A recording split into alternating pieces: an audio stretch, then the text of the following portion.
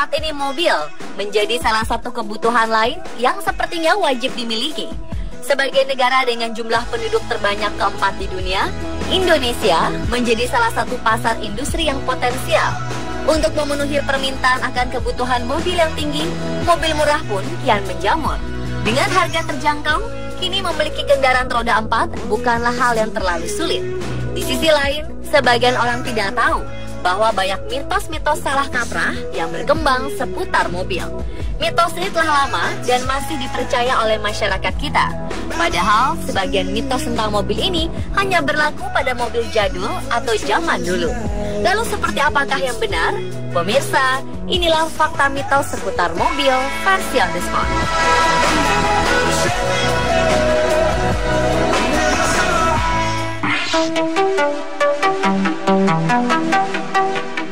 Saat ini kita telah terbiasa untuk memanaskan mesin mobil sebelum menggunakannya.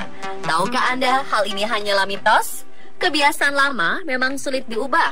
Kebiasaan memanaskan kendaraan sebelum digunakan ini telah diturunkan oleh kakek atau ayah kita. Mereka percaya bahwa memanaskan mesin mobil harus dilakukan untuk menghindari terjadinya kerusakan pada komponen mesin.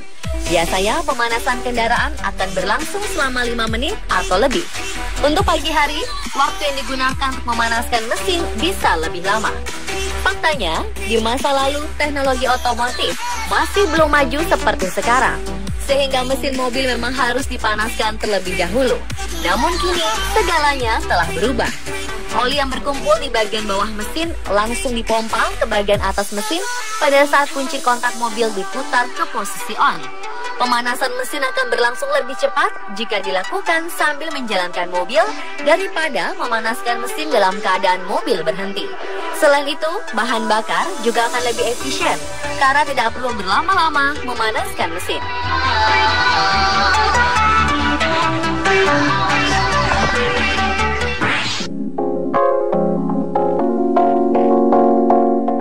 Selanjutnya adalah kebiasaan menginjak gas sebelum mobil mati. Dahulu pengemudi sering menginjak pedal gas dalam-dalam hingga mesin meraung sebelum mematikan mesin. Ini dilakukan agar aki terisi arus listrik. Apakah hal ini perlu? Nyatanya, ini hanyalah mitos. Faktanya, hal ini sebetulnya kurang valid. Karena arus listrik yang disuplai untuk mencharge aki tidak seberapa banyak jika hanya menginjak gas beberapa detik.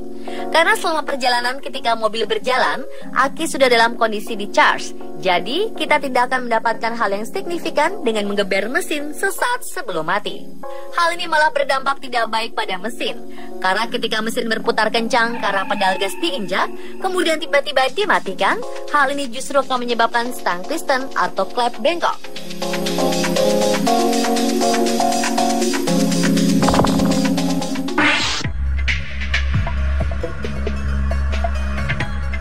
Kebiasaan lain yang sering kita lihat adalah mengangkat wiper mobil saat memarkir kendaraan. Hal ini dilakukan karena dipicu oleh kondisi cuaca yang panas, disinyalir dapat mempengaruhi kualitas karet wiper, terutama saat diparkir di area terbuka. Namun meski terkena panas dan tertekan batang wiper, karet tetap memiliki kelenturan. Tentu saja, pabrikan juga memiliki perhitungan sendiri. Umumnya usia karet akan bertahan sekitar 2 tahun tanpa perlu mengangkat wiper ketika parkir. Terlalu lama dan sering mengangkat, wiper justru akan membuat per di dalamnya tertarik dan berakibat pada menurunnya kekuatan per.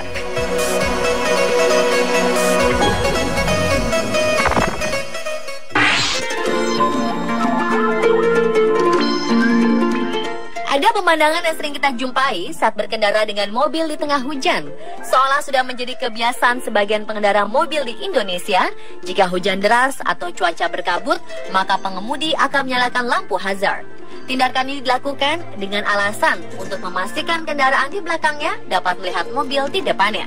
Padahal ini salah. Tindakan ini justru sangat membahayakan. Bahkan di dunia internasional, menyalakan hazard kalau mobil bergerak, apalagi ketika hujan, adalah pelanggaran berat atas aturan lalu lintas darat. Menyalakan lampu hazard saat hujan deras adalah hal membahayakan, karena pengemudi di belakang tidak mengetahui mobil di depannya akan belok ke kiri atau kanan, sehingga bisa mengakibatkan kecelakaan. Bahaya lainnya, lampu hazard bisa menyilaukan pengendara di belakangnya. Sebaiknya cukup menyalakan lampu utama dan tetap berhati-hati saat hujan deras. Lampu hazard hanya digunakan ketika terjadi kerusakan mobil serius, mengganti ban bocor, atau pengemudi tidak mampu meneruskan karena sakit.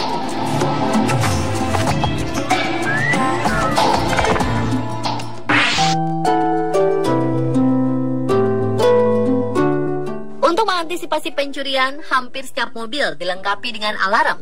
Namun ada sebuah anggapan yang mengatakan bahwa pemasangan alarm pada kendaraan membuat aki boros. Benarkah demikian? Pertanyaan ini sering terlontar. Namun mitos mengenai pemasangan alarm membuat aki boros atau cepat tekor tak sepenuhnya benar. Penggunaan alarm yang membuat aki boros ini lebih disebabkan karena unsur manusia. Artinya, selama dalam pemasangan dan penggunaannya sesuai prosedur, aki tentu tak boros dan cepat rusak. Pemakaian arus listrik pada saat alarm sedang aktif tidak lebih besar dari jam digital yang terpasang pada mobil itu sendiri, yaitu hanya sekitar 0,06 ampere. Jadi tidak membuat aki boros. Jika pemasangan dan instalasi kelistrikannya benar dan tidak terdapat konsleting, maka aki akan tetap awet.